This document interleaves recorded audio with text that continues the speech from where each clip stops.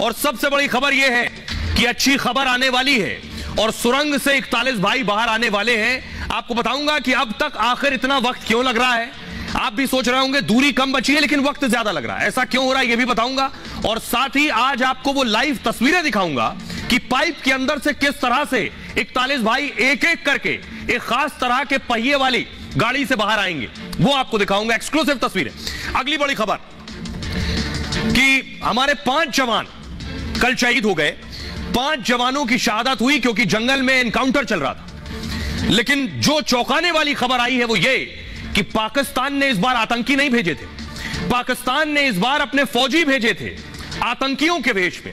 हिला देने वाली खबर यह है कि पाकिस्तान अपने फौजियों को आतंकी बनाकर भेज रहा है। यह पूरी एक्सक्लूसिव खबर आपको बताएंगे हम। अगली बड़ी खबर कि विधानसभा चुनाव और उसके बाद लोकसभा चुनाव, लेकिन उससे पहले जो अपमानजनक सियासत हो रही है, मोदी का डर और पनौती वाला पोस्टर ये देख रहे हैं, ये कांग्रेस ने पोस्टर जारी किया है। राहुल गांधी के खिलाफ चुनाव आयोग में शिकायत हो चुकी है, लेकिन कांग्रेस पार्टी अब बार बार उनके नेता, उनकी पार्टी, उनके राज्य की इकाइयां पनौती शब्द को बार बार दोहरा रहे हैं जानबूझकर।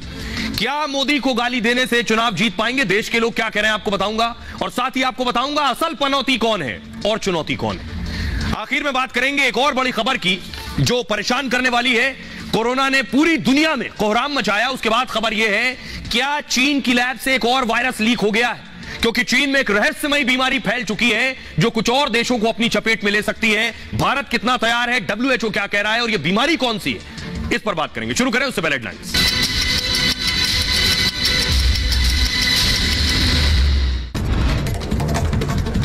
उत्तरकाशी में फिर रुका रेस्क्यू ऑपरेशन। सरिया आने से ड्रिलिंग में दिक्कत, ऑगर मशीन को निकाला गया बाहर। टनल के अंदर पहुंचे सीएम धामी ने रेस्क्यू कार्य का जायजा लिया।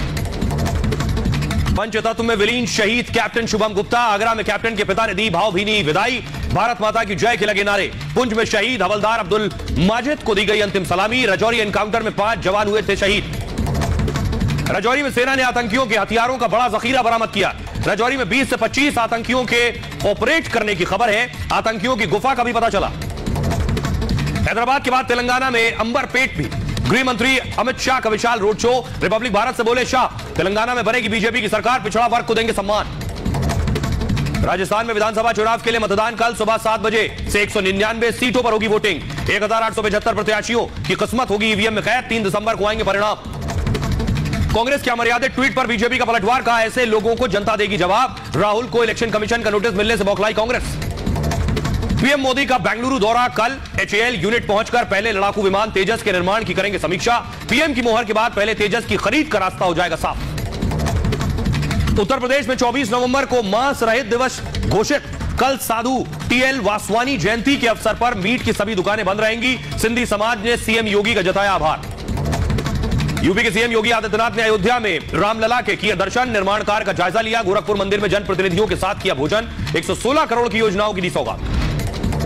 दिल्ली के एक अस्पताल में करंट लगने से 3 लोगों की मौत हो गई है। वाटर टैंक में उतरा था करंट। रनहोला इलाके में का मामला है, जांच में जुटी पुलिस। हमास ने 25 बंधकों को किया रिहा। इनमें से 12 थाईलैंड के नागरिक हैं। थाईलैंड सरकार ने रिहाई की पुष्टि की है। रफा बॉर्डर की ओर जा रहे बंधक। पाकिस्तान में हिंदुओं की आस्था को फिर पहुंचाया गया ठेस। सिंध प्रांत में प्रशासन ने तोड़ा हिंगलाज माता का मंदिर, लोगों ने जताया विरोध। चीन में फैली रहस्यमयी बीमारी को लेकर भारत में अलर्ट। केंद्रीय स्वास्थ्य मंत्रालय रख रहा है बारीकी से नजर। WHO ने चीन से मांगी रिपोर्ट। बंगाल की खाड़ी में भारत और रूस का शक्ति प्रदर्शन। दोनों देश की नौसेना ने किया संयुक्त युद्ध अभ्यास। तस्वीरें देख बौखलाए चीन पाकिस्तान।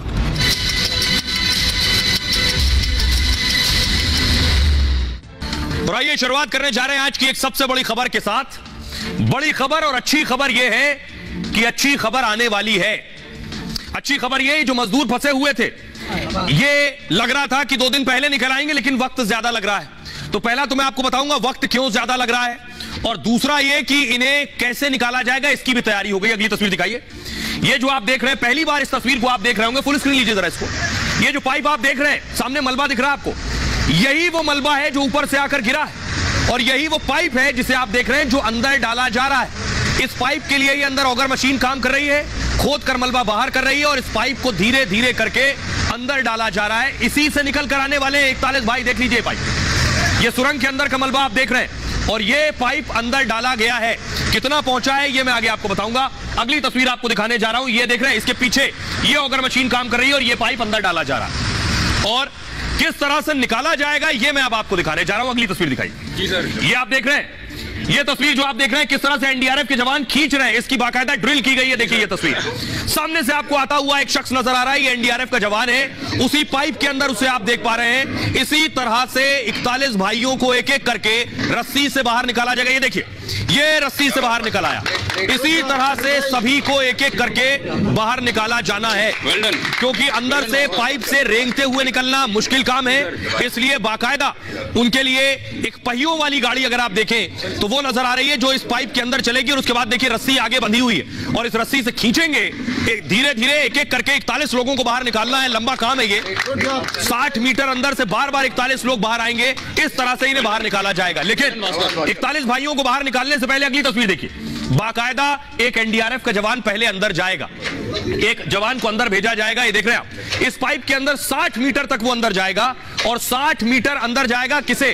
उस स्ट्रेचर को लेकर, उस गाड़ी को पहिए वाली को लेकर अंदर तक जाएगा।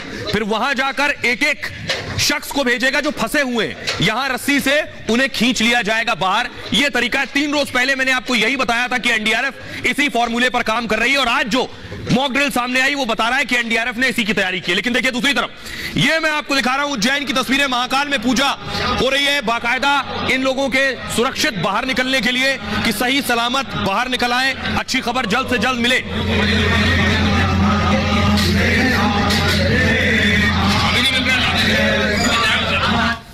आइए, तो देश भर में इस तरह से पूजा पाठ हो रहा है। महाकाल में इससे पहले ही 41 भाइयों के लिए पूजा पाठ हो चुका है। लेकिन मैं आपको पूरा प्रोसेस बताऊं कि अच्छी खबर कभी भी आ सकती है, कैसे निकल कर आएंगे ये सब। ये देखिए जरा, यही मैंने अभी आपको मॉक ड्रिल दिखाई है और अब इस ग्राफिक्स के जरिए और आपको साफ हो जाएगा कि कैसे ये 41 भाई निकाले जाएंगे। सुरंग में फंसे 41 भाइयों का रेस्क्यू होगा। पहले एनडीआरएफ का जवान रेंग कर खुद अंदर जाएगा, अपने साथ ये पहिए वाला जो स्ट्रेचर आप देख रहे हैं ये लेकर जाएगा। इस स्ट्रेचर के दोनों छोर पर रस्सी बंधी होगी। रस्सी दोनों छोर पर इसलिए क्योंकि एक तरफ से बाहर की तरफ घसीटा जाएगा और जब एक शख्स बाहर आ जाएगा तो एक तरफ से अंदर की तरफ वापस खींच ली जाएगी, जिससे खींचकर पाइप में चलाया जा सके। इसे रस्सी के जरिए स्ट्रेचर को अंदर भेजा जाएगा। इस रस्सी का दूसरा सिरा बाहर ही रहेगा। सुरंग में एक भाई को स्ट्रेचर पर लिटाया जाएगा, जिसके बाद बाहर से स्ट्रेचर को खींच लिया जाएगा। पहिए वाले स्ट्रेचर से आसानी से एक एक करके 41 भाई बाहर आ जाएंगे और एक एक कर सभी को इस तरह से निकाल लिया जाएगा। टनल से बाहर तक मलबे के बीच की दूरी लगभग 60 मीटर का पाइप है। इतनी दूरी रेंग कर निकालना और पार करना मुश्किल काम है। सांस फूल सकती है, दम घुट सकता है। पाइप लंबा होने से ऑक्सीजन की कमी होगी। 41 भाई 13 दिन से सुरंग के अंदर फंसे, इसलिए कमजोरी भी है। रेस्क्यू में भी रुकावट डाल सकती है कमजोरी, लेकिन पहिए वाले स्ट्रेचर से रेस्क्यू और आसान हो जाएगा। इसी रेस्क्यू ऑपरेशन की आज मॉक ड्रिल एनडीआरएफ ने की, जो तस्वीर मैंने आपको दिखाई है। आइए अब आपको सुनवाने जा रहा हूं उत्तराखंड के मुख्यमंत्री ग्राउंड जीरो पर बने हुए पुष्कर धामी। प्रधानमंत्री नरेंद्र मोदी को भी पल पल का अपडेट दे रहे हैं। सुनिए जरा, आज पुष्कर धामी साहब बता रहे हैं कि आखिरी फेज में पहुंच गया है रेस्क्यू।